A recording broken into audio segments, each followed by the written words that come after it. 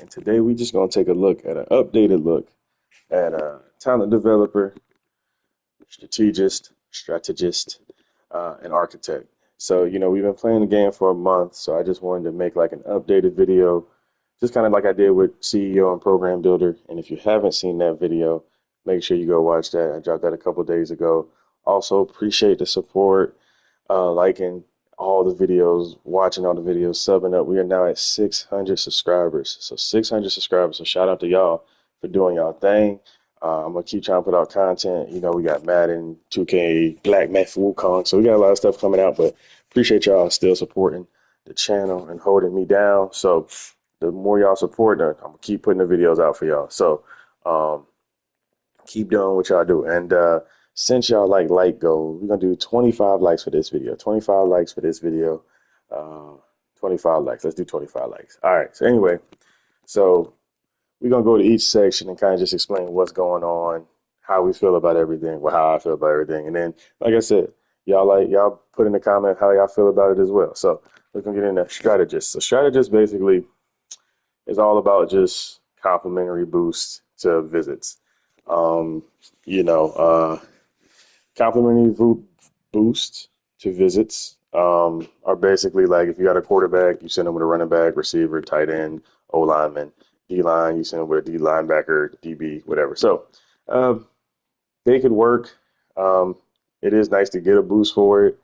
Um, I'm honestly, after playing for a month and after all the updates, I kind of don't even like visits in general no more. I feel like it's a waste of points. I feel like you can sign a lot of people without visits, as long as you got enough recruiting points to sell them on. Um, Me personally, but but yeah, I mean, if you do visits, complimentary visit boost is good. Hospitality and bigger impact on the visit, which is always good to get people, as well as bonus interest for every visit a quarterback has taken before you. Which the Last Dance and Mind Reader in this category is very interesting.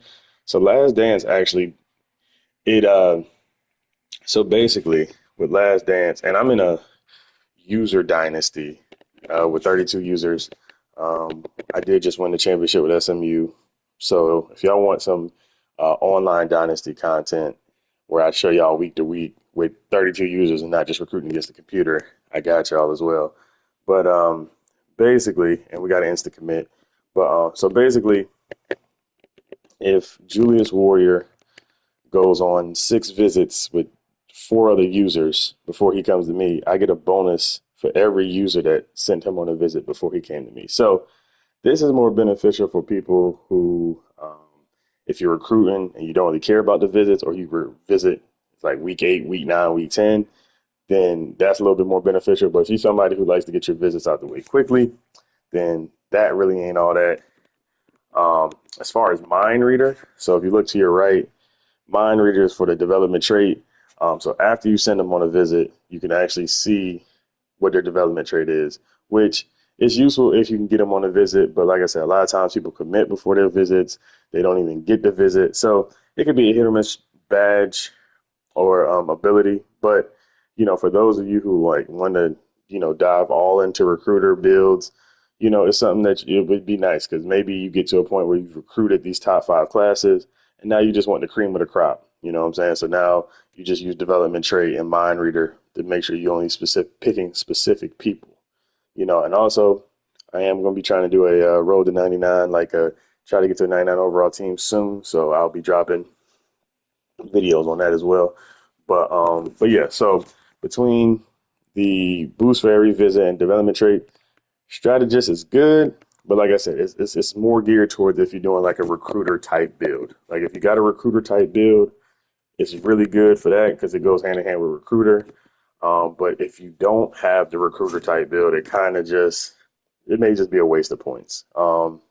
So it's like I said, it's kind of like it's a good side dish. It's a good side dish to recruit. You know what I'm saying? Your baked beans, your potato salad. It's a great side dish, but I wouldn't just use this if I'm not using a recruiter build or things of that nature. So next we got architect. Architect is actually becoming one of my favorites because once you kind of understand what's going on, um, it's very elite when you understand what's going on, and then on top of that, when you add in like tactician or motivator in combination with architect, you're getting the most out of your players.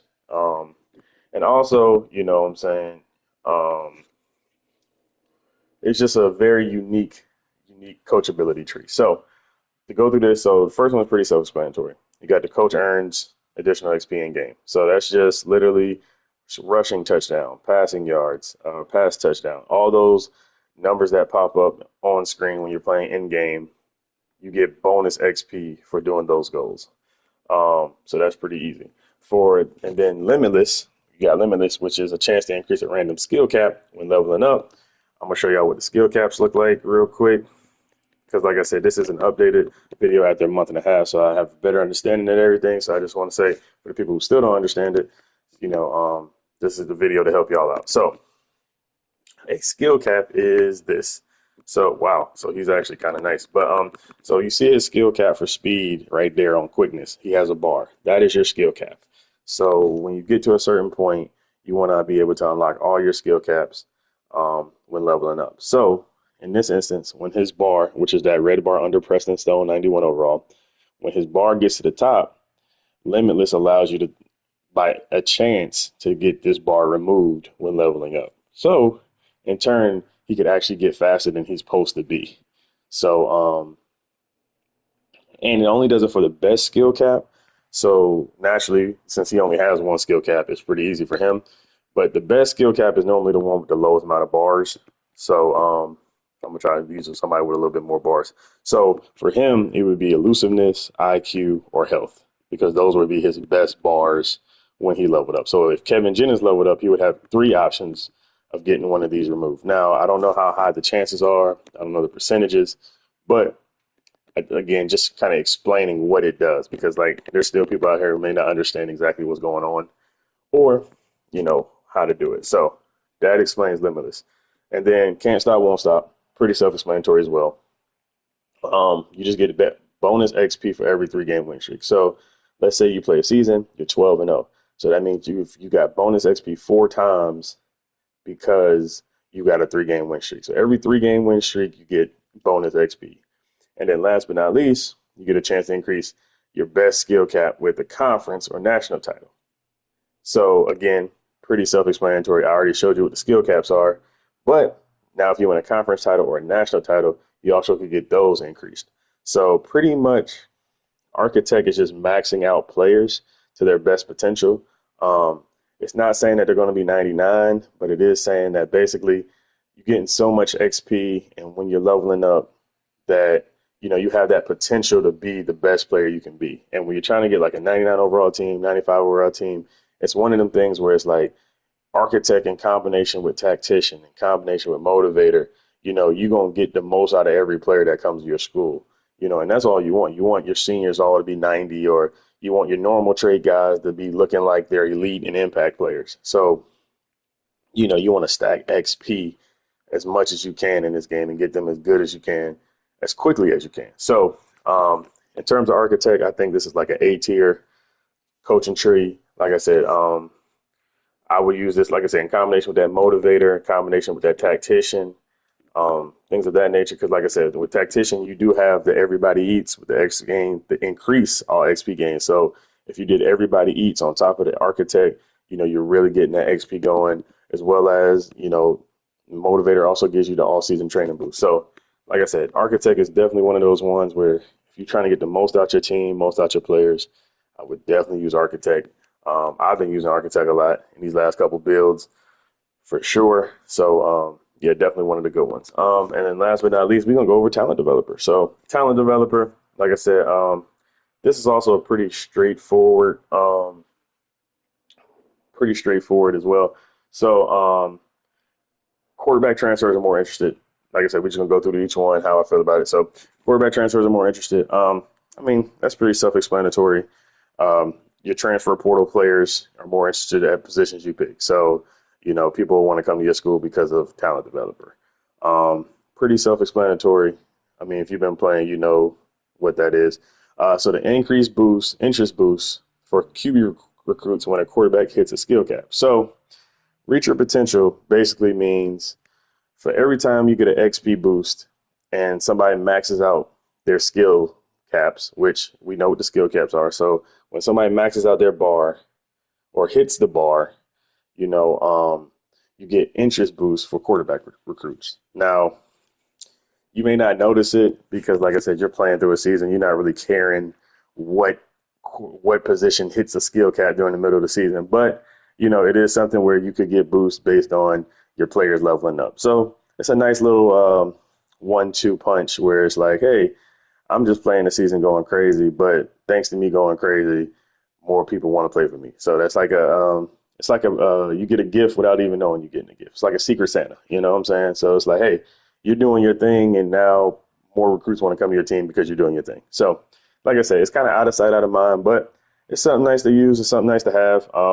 Like I said, I really just use Talent Developer for the last two, but the first two aren't terrible. I mean, it's all about getting talent to develop the talent. So, you know, all in all, it ain't the worst thing in the world. So, low-rated quarterbacks will progress faster. So, the third one is low-rated, and the fourth one is the starters. So, low-rated means like 78 and below. So, right here, so like these four players would get better because they're considered low-rated. Um, and then the fourth one is the starters get better. So obviously, Preston Stone's XP will get up because he's a starter.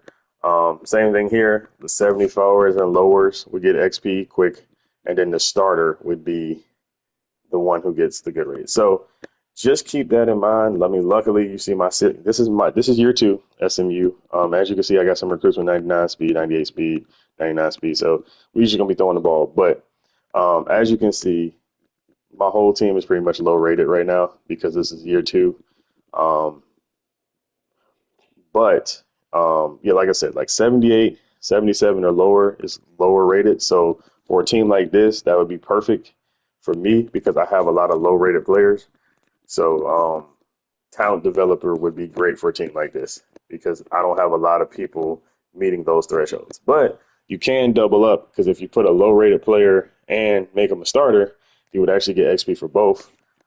Because there is like I said, there's just a rating threshold. I think it's like 78, 77, somewhere around there where that's considered low rated. So if you put low rated players in and you start them, you will get the double XP boost for those players. But as you can see, like for a situation like this, because I have 80 players, they may not get the XP for low rated players. But because they're DBs, you know, you can start technically three start or nickel or dime. So technically you would still get an XP boost for starter because there's technically, you know, there's different formations. So as long as they're in the starting lineup and, you know, depending on what plays you pick and things of that nature, they still get XP boost as well. But yeah, man, so like I said, this is just kind of showing you going through talent developer, things of that nature. So we go back to talent developer. Um, I think talent developer is another one of those A+ tier coaching ability trees. If you go and do talent developer, you got to get to tier 4 to make it worth your while. I wouldn't do talent developer unless you're going to go and make the sacrifice and use all 32 points, because that's where you kind of that's the most bang for your buck. You need to get the starting quarterback and the gain XP faster. You want your low rated players to gain XP faster because that's how you build powerhouses. You get your low rated players to get up, you get your stars to be stars, and then that way in tangent with like an architect or, you know, a motivator or a tactician, you know, you're going to get the best players to be the best they can be fast as possible. And that's the thing. You want them to do it as fast as possible. You want your freshmen, sophomores to be really good. So by junior year, you can either keep them or you don't have to keep them. But then that's when you dive into like senior superlative and delay Sunday and roster retention stuff, things of that nature, just to, make sure you get right with that. But overall, man, like I said, talent developer, architect, A++, skill trees, um, strategist. Like I said, I would only use this if you doing an elite recruiter build, and even if you were doing the build, you really don't need it. Like I said, for this dynasty, as you can see, we were doing existing coaches. So unfortunately, I just had to do Brian Cade had it, so that's what we got. But yeah, I would not do strategist if you had to waste points on something. But talent developer architect, definitely good to go. So like I said, that was just an in-depth look of like an updated in-depth look at those three trees. Just because I've seen comments saying just they wanted me to go over it and stuff. So if you have any questions, put them in the comments. As always, I respond to everybody. I appreciate the support y'all been giving me on these videos. Like, comment, subscribe. I got some other stuff coming this week as well, so be on the lookout. And also, if you haven't seen my recruiter build, my old geezer build, which means we just trying to get all the seniors to stay. My master motivator builds, they're all on the channel as well. So make sure if you haven't seen those recruiter builds, the motivator builds, y'all go watch those videos, run it up. And remember, 25 likes, 25 likes. That's the goal. So it's your boy Zay to go. Appreciate all the support. And like I said, we'll have some more videos coming soon, man. I'll holler at y'all boys.